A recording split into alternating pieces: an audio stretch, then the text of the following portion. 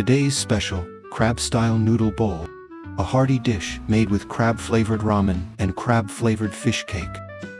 Start by tearing up some cabbage into big chunks, and the fish cake into small pieces.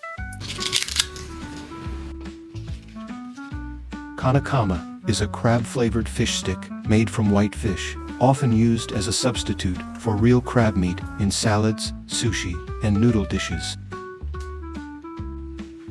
Add sweet corn and a pat of butter, then season with a pinch of salt and pepper if you like. Pop everything in the microwave until it's nice and warm. Today's noodles feature a luxurious touch, made with Okhotsk sea salt for a rich, delicious flavor. Pour hot water over the crab extract soup base, then add the noodles. Top with plenty of the prepared ingredients, and your crab-style noodle bowl is ready. One bowl, full of flavor and sure to satisfy.